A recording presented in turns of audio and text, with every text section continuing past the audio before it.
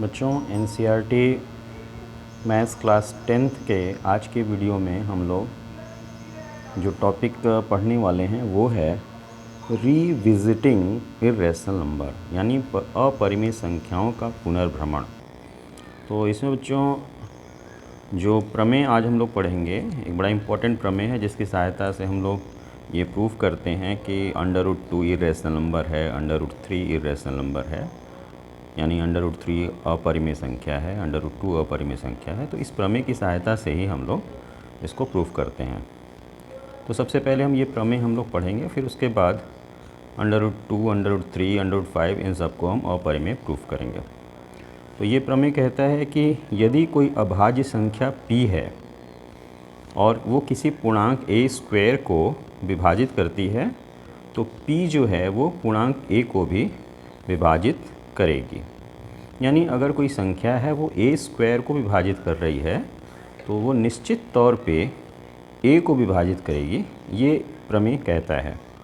तो यहाँ पे a पूर्णांक है, तो इसको हम लोग कैसे प्रूव करेंगे इसको देखते हैं।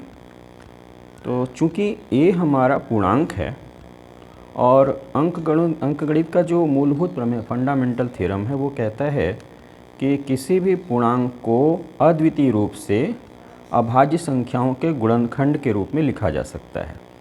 मैंने आपको बताया था कि अगर कोई पूर्णांक है, मान लो कोई पूर्णांक x है, तो इसको p1 × p2 × p3 × p4 ऐसे अभाज्य संख्याओं के गुणनखंड के रूप में लिख सकते हैं। जैसे हमने 12 को लिखना है तो 12 को लिखेंगे 2 × 2 × 3, ये अभाज्य संख्याओं के गुणनखंड के रूप में लिखेंगे और ये अद्वितीय होता है। अद्वितीय का मतलब इसके अलावा और किसी प्रकार से 12 को अभाज्य संख्याओं के गुणनखंड के रूप में नहीं लिखा जा सकता।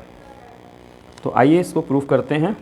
तो चूंकि हमारा a जो है वो पूर्णांक है तो अंकगणित का मूलभूत प्रमेय कहता है कि a को अद्वितीय रूप से अभाज्य संख्याओं के गुणनखंड के रूप में आप लिख सकते हैं। तो हमने मान लिया कि वो गुणनखंड है p1, p2, p3, p4 and pn, ये a को हमने लिख दिया। अब इसमें हो सकता है कि कुछ बराबर हो, जैसे यहाँ पे 12 का गुणनखंड किया तो 2 और 2 ये 2 बराबर हो गए, तो ये हमारा p1 है, ये मान लो p2 है और ये p3 है। तो यहाँ पे p1 p2 बराबर हैं, तो यहाँ पे जब हम a को ऐसे लिखा हमने p1 × p2 × p3 × p4 × pn, ये सब अभाज्य संख्याएं हैं, तो हो सकता है कि इनमें से कोई बराबर हो या हो सकता है कि बराबर ना भी हो। यानी p1 p2 p3 pn में कुछ संख्याएं बराबर हो सकती हैं और बराबर नहीं भी हो सकती हैं। अब चूंकि p जो है a² को विभाजित करता है तो अब हम a² को क्या लिखेंगे, a² को हम लिख सकते हैं यही p1 p2 p3 × pn, ये हमारा a हो गया, इंटू फिर ये a लिखा हमने p1 × p2 × p3 × pn, ये a है, ये a है, तो कुल मिला के ये हो गया a²। अब जो है p जो है ये इनको डिवाइड करता है। डिवाइड करने का मतलब कि इनमें से p जब इसको डिवाइड करेगा इसका मतलब कि p, ऐसे हम मान लो हम इसको डिवाइड कर रहे हैं तो p जो है यहाँ पे किसी को कैंसिल करेगा। डिवाइड करने का मतलब ये हुआ। अब चूंकि यहाँ पे सब p1 p2 p3 pn है, यहाँ भी p1 p2 p3 pn है और नीचे p है, तो कैंसिल होने का सवाल ही नहीं पैदा होगा। तो कैंसिल चूंकि कर रहा है तो इसका मतलब इनमें से कोई एक, इन दोनों में, इसमें से p1 p2 p3 pn में से कोई एक जो है वो p के बराबर होगा। वही यहाँ पे लिखा हुआ है कि चूंकि p इसको विभाजित कर रहा है, a² को विभाजित करता है, इसलिए p जो है इनमें से कोई एक है, चाहे वो p1 हो सकता है p, या p2 हो सकता है, या p3 हो सकता है, या pn हो सकता है। कोई एक जरूर p के बराबर होगा, तभी जाके p इस a² को विभाजित करेगा।